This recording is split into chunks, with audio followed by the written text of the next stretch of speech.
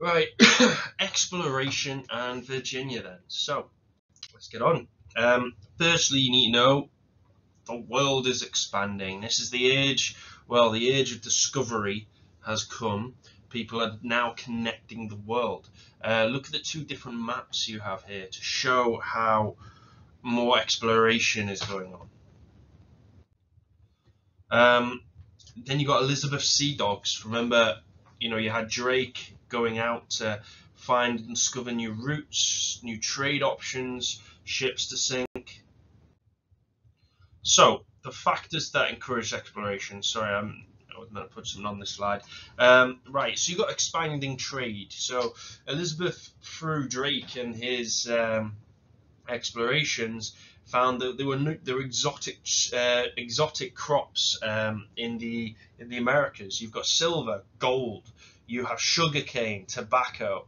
Um, you're bringing these new goods back into England, and you're earning so much money. You've got the triangular trade. Basically, the this is starting to develop. This is seizing people from Africa and transporting them to work as slaves. So the slave trade is going. You've got adventure. Drake circumnavigated and got loads of fame, the rock star of his age, huge popularity. So people wanted to be Drake and follow in his footsteps. You have new technology, navigation. So this was becoming more precise. There was a mathematician, Thomas Harriot, who worked out quite a simple way of using the sun to calculate true sailing direction, making voyages safer, more direct, faster. Mathematical methods were being used and published in books. You've got the use of quadrants. A quadrant. I'll first tell you about an astrolabe. So an astrolabe was an instrument used by sailors to help with navigation at sea. It was circular. And a quadrant was similar, but it was used to sailors to help navigate at sea, but its shape of a quarter circle, hence the name quadrant. But these two devices were used to make accurate calculations of the ship's position. They were then used to position the stars to do this, making navigation quite simpler, more accurate. Again, vital for long voyages of discovery. And journeys were sometimes recorded as well. You have new ships as well. The ships with improved capacity, improved navigation, more mathematical technology. I'll just quickly talk about the maps. I'll go back to ships. So a good one for you, please listen. The Mercator map was developed by cartographers, map makers. So Mercator, Mercator. They basically used parallel and evenly spaced lines of longitude and latitude to place lands more accurately on the map.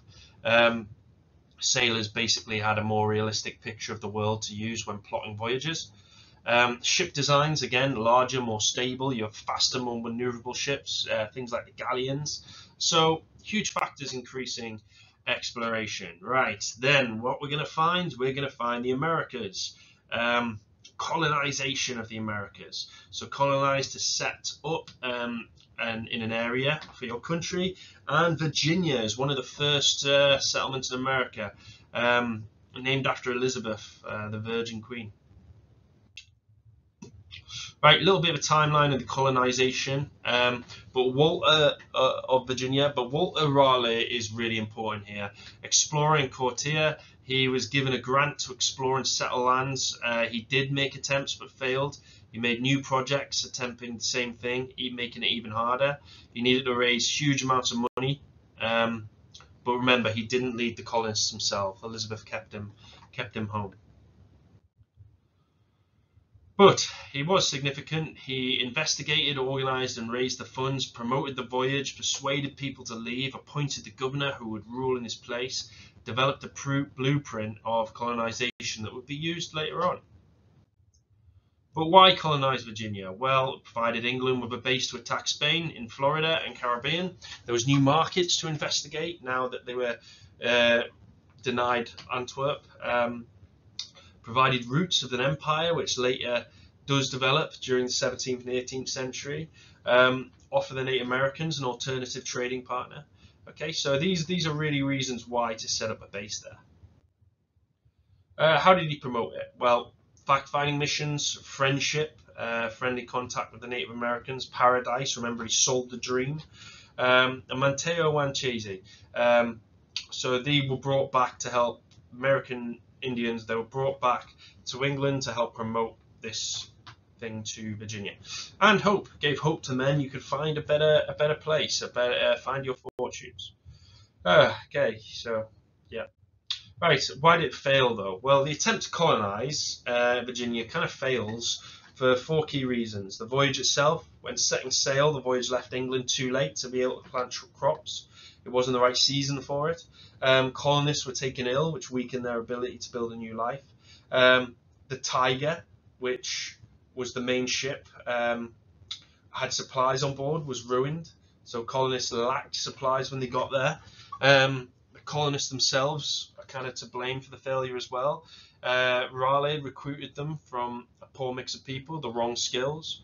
So they didn't have the skills to build a new life.